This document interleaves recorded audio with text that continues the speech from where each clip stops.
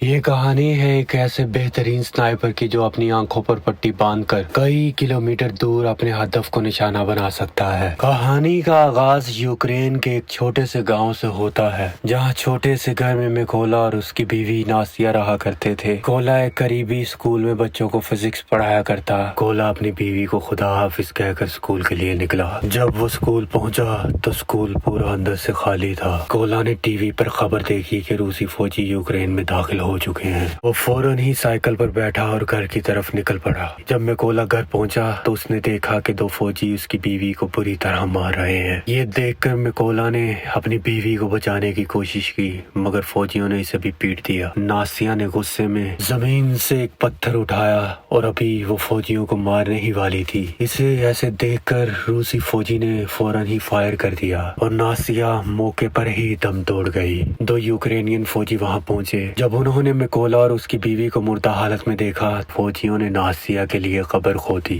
بیوی کی موت کے بعد میکولا بالکل ٹوٹ چکا تھا۔ فوجیوں نے اسے گاڑی میں بٹھایا تاکہ وہ اسے کسی محفوظ جگہ پہنچا دیں۔ جب وہ ملٹری بیس پہنچے تو وہاں کا سینئر آفیسر میکولا سے سوال پوچھنے لگا، اور میکولا نے جب اپنی پوری کہانی سنائی کرنے اس کے ساتھ ہونے والی بے رحمی کا اندازہ لگا لیا اور میکولا سے کہا کہ کل سے تمہاری ٹریننگ شروع ہے۔ میکولا کی کارکردگی دوڑ اور باقی فوج کی ٹریننگ مشکلوں میں کافی اچھی تھی، سوائے بندوق کے۔ جب سب سپاہی سو جاتے تو وہ رات کو اکیلا بیٹھ کر پریکٹس کرتا رہتا۔ ایک روز سینئرز نے سب کے سامنے اعلان کیا کہ ہمارے پاس سنائپرز کی کمی ہے۔ کچھ لوگ کھڑے ہوئے، جن میں ایک میکولا بھی تھا۔ سینئر نے کہا کہ تم سنائپر بننے کے قابل نہیں ہو، مجھے صرف ایک موقع دیجیے، میں آپ کو صرف 20 سیکنڈ میں بندوق کھول کر پھر اسے جوڑ کر دکھا سکتا ہوں۔ سینئر آفیسر نے کہا کہ ٹھیک ہے، تمہیں 20 سیکنڈ دیے۔ میکولا نے اپنی آنکھوں پر پٹی باندھ لی اور بجلی کی رفتار سے صرف 18 سیکنڈ میں